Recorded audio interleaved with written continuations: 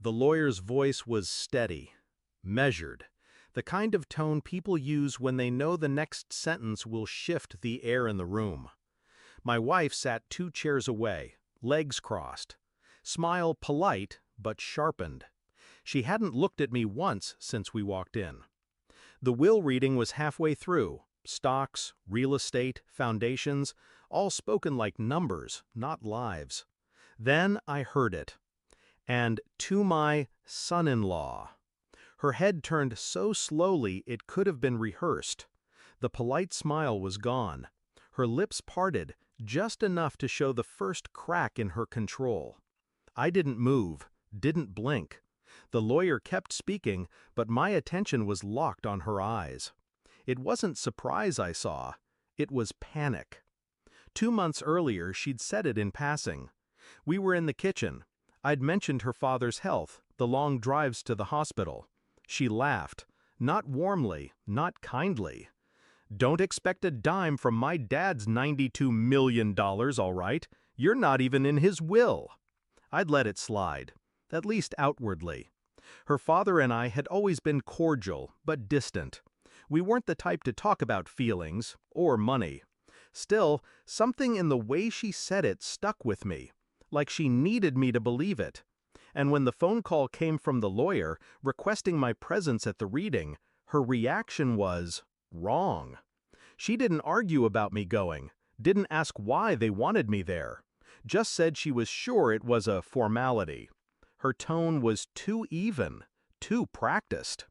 It was then I began to wonder what exactly she'd been keeping from me. I started watching her more closely, not openly, just enough to map the patterns. Late-night phone calls she took in the hallway, bank statements arriving at the house, then vanishing before I could touch them.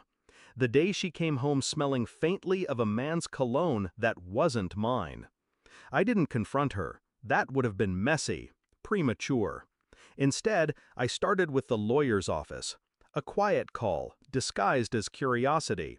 The secretary hesitated before saying, "Sir, I can't discuss details, but you should be there." That was enough to know it wasn't a formality. I went further, checked property records under her maiden name, found a trust in her father's name, recently altered. And then the strange transfer, 2 weeks before he died, to an account I didn't recognize. Her account. I didn't touch the money, didn't need to. I just took screenshots, printed documents, and stored them where she'd never think to look. By the time we arrived at the will reading, I already knew my name would be in it. What I didn't know was how much she'd underestimated me. 50% of my liquid assets, the lawyer said, his voice carrying in the oak-paneled room, to my son-in-law for his loyalty and care during my final years. Silence. Her hand gripped the armrest so tightly her knuckles blanched. I felt the shift in the room. Everyone else looked between us, sensing the fracture they didn't understand. She finally spoke, whispered really. This isn't right." The lawyer adjusted his glasses. "These are your father's explicit wishes. He amended the will 3 weeks before he passed. He asked me to ensure his son-in-law received exactly what was due." Her face drained of color. She knew. Not just about the money, about what else I'd found. I leaned forward, voice low enough for only her to hear. He knew about the transfers, about the other account, about the man you've been meeting at the Blue Terrace. Her eyes flicked toward me, sharp and glassy. "You? I didn't tell him. He found out himself. That's why this is happening. He wanted me to have what you tried to take before you could bury it." I straightened in my chair, as calm as I'd been the whole morning. Her breathing grew uneven. She tried to look away, but I caught her gaze and held it there. She couldn't speak without revealing herself to the room, couldn't accuse without confessing.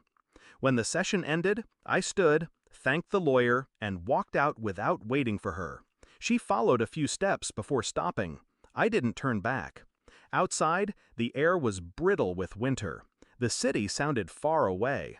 The money wasn't what mattered, not really. What mattered was the quiet, the stillness after years of subtle dismissals, veiled insults, and carefully hidden lies. Her father hadn't given me the inheritance to enrich me. He'd given it to me to expose her, to force her to watch as the one thing she thought she controlled slipped from her hands without a fight. I walked to my car, started the engine. Through the windshield, I saw her step out of the building, searching for me. I didn't wave, didn't slow. Some victories aren't loud. Some don't need an audience. I just drove away, leaving her in the cold with nothing but her reflection to keep her company. And that was worth far more than $92 million.